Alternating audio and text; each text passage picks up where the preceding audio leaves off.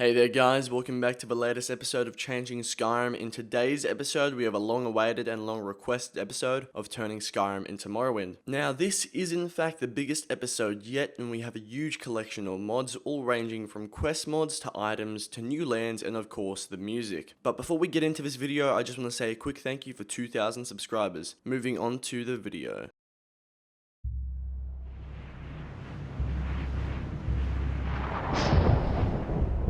They have taken you from the Imperial City's prison, first by carriage and now by boat, to the east, to Morrowind. Fear not, for I am watchful. You have been chosen.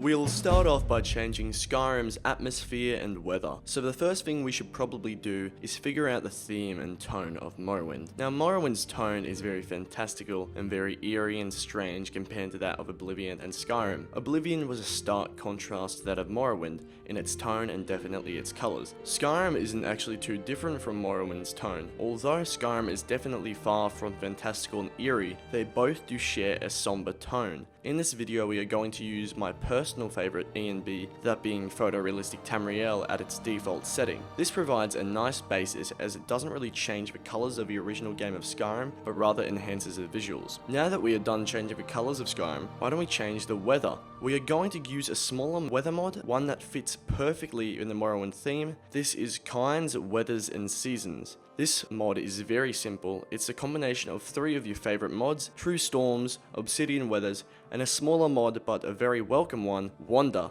which dramatically changes the night sky. All these 3 mods combined and a couple changes added by Kynes really changes the game's weather to suit that of Morrowind. It doesn't add crazy sun rays or insane effects, it just does what we want and gives the game a really nice look. And that's pretty much it for the early section of the video. So we just covered the E&B and weather mod, now we're going to move on to the landscape of Skyrim, turning it into that of Morrowind. So now we're moving on to the environments. Now the environments play a massive role in making a game look and feel the way it should. Now in some areas of Morrowind, the landscape is quite similar to that of Skyrim, but like I was saying before, Morrowind has a fantastical and eerie landscape, so in order to achieve this, we need to download the Dark Forest of Skyrim. Now Dark Forest of Skyrim adds dead trees, fungal tree growths, and just adds all we need. This mod is absolutely perfect as it simulates the landscape of Morrowind so well. In this clip here, now when I'm walking through the Morthal swamps, it really does feel like some areas of Vardenfell. It's quite impressive how much this mod changes. I remember when I first played Morrowind, exiting the ship and entering Sarethi.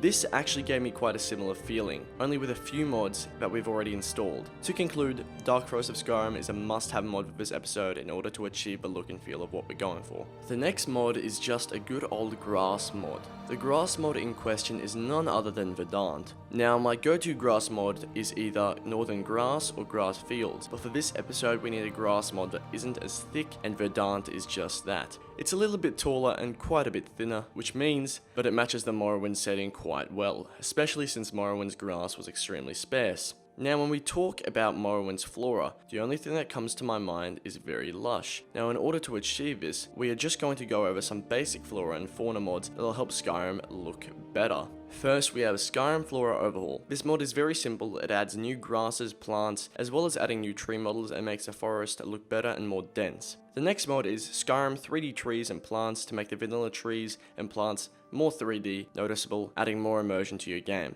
The next is Simply Bigger Trees. This, as you can probably guess by the title, just adds simply bigger trees. Then the final mod in this section is Immersive Fallen Trees. This mod, as you probably guessed, again, adds immersive fallen trees. Now moving on to the gameplay, we have some simple mods that will just make the gameplay more like that of Morrowind's gameplay. The first mod we have is Morrowloot. Now Morrowloot is a mod that was originally started by Trainwiz and has had its mantle passed along several times with multiple improvements being made along the way. Morrowloot is a mod that overhauls the looting system in the game, making it the same as that of Morrowind. Now a big thing with this mod is that rare loot is really rare, like it should be, and that you can't find high level amazing stuff when you're only level 7. Also, now gear like Dwemer gear will be found in Dwemer ruins, and Orcish gear will mainly be found on orcs. All enemies will also now be locked in at a certain level, so now the game will be more challenging, but as you progress and level up it should get easier. Also, all quest rewards will now be given to you at its highest level instead of being leveled to you.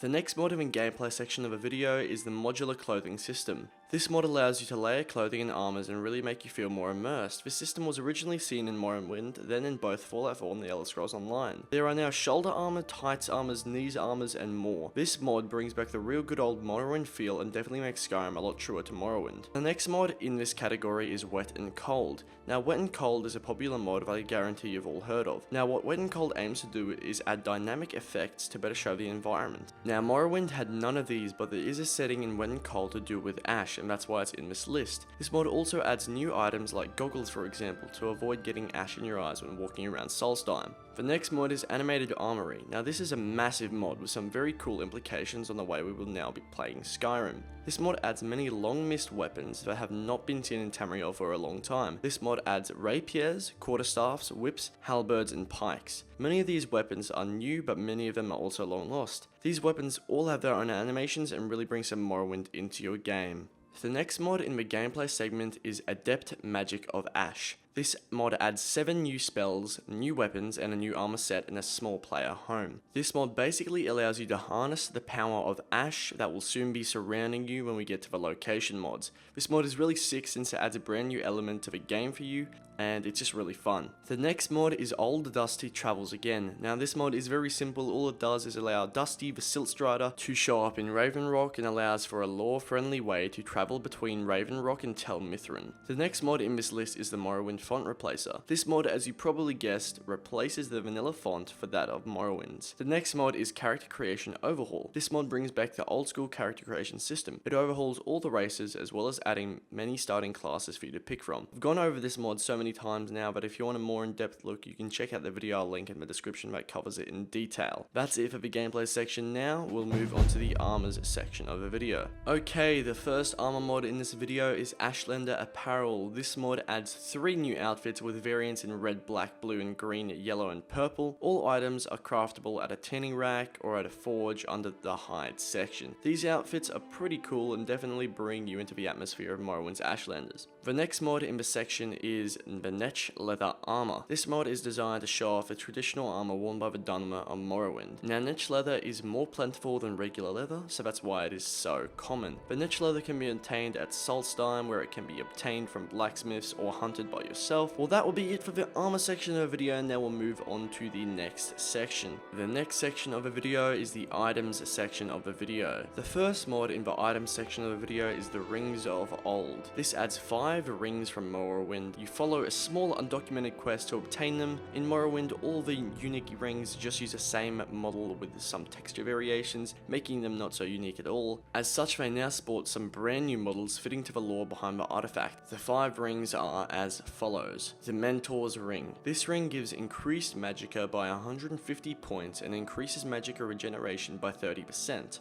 The second ring is the Ring of Khajiit. This ring increases speed and muffles player movement while sneaking and gives a player an invisibility spell that lasts 30 seconds. The next ring is the Ring of Finaster, which increases magicka, shock, and poison resistance and also grants 4+ defense. The next ring is the Vampiric Ring. This ring gives a health drain spell, and vampires gain 20% health, magicka, and stamina restore. The final ring is the Warlock's Ring, which boosts player movement and absorbs magic and gives a powerful healing spell, and that will be it for this mod. Moving on to the next. This mod is Morrowind Imports. Morrowind Imports is a small mod that improves upon a few Dark Elf vendor inventories, including Brand Shy, Raven Sadri, and the new Guinness Corner Club. That's it for the item section of the video. Moving on to the next section. The next section is probably the biggest section of the video yet, and definitely the most exciting. This is the locations. The first location mod is the Ashlander Camp New Zainab. New Zainab is a reconstruction of the remote Ashlander camps found in the wastelands of Morrowind. This camp is located in Eastmarch, south of Windhelm. There are multiple NPCs in this camp. They all have some really cool looks. There are 3 merchants,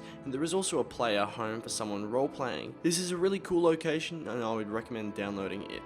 The next mod is the Ashlands. This is a really small mod, but it adds the Ashlands of Morrowind, and it really looks good. There is no quest or objective, but it does add a pretty cool location from Morrowind and could definitely be used for some role-playing purposes. Pretty cool mod, but now we're moving on.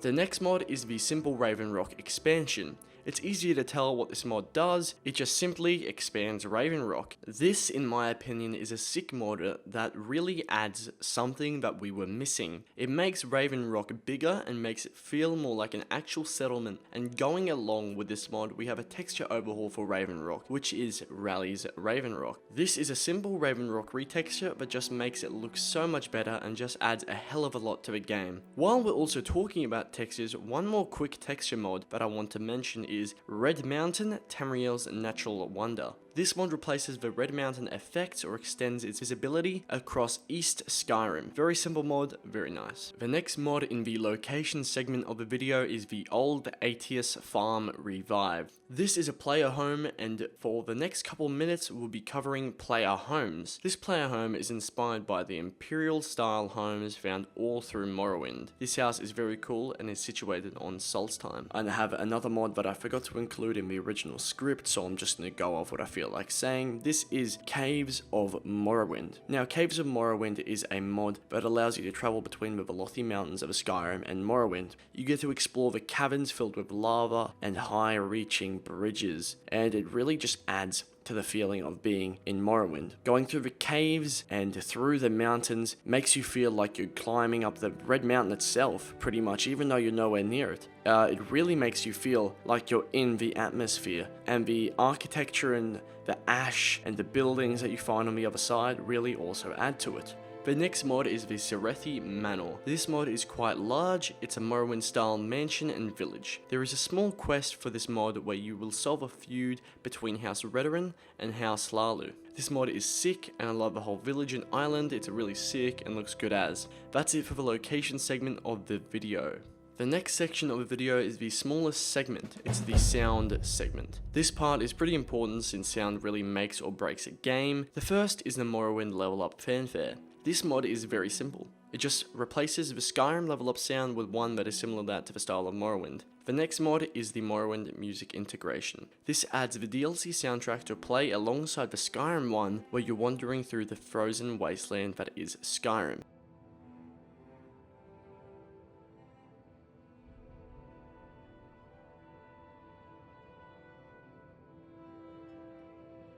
That's it for the sound section. Now moving on to my favorite part of the video, this is the quest part of the video. Now the quest for this video is going to have to be Underhanded Slavery House Dress Operations. That's a bloody mouthful, but it's good. A strange settlement has been established in the ash of Solstheim. Khajiit and Argonians are disappearing, and once more the spectre of slavery looms in the dark corner of Tamriel. Will you stand in the way of House Dres's return, or will you join them in their schemes? Choose wisely, for some chains are not easily broken. To start the quest, speak to Jakadar, a strange-looking Khajiit in the retching Netch in Ravenrock. And that's all I'm going to give you for a preview of the mod. Now this mod is truly great. I'm sorry I couldn't find anything in Morrowind for a quest mod, but this is probably the best I could do. That's it concluding for this video. That's it. Thanks for watching, guys. I hope you enjoyed it, and if you guys wouldn't mind dropping a sub and a like, that would be much appreciated. Well, that's it. I don't have anything else to say, so see you guys later.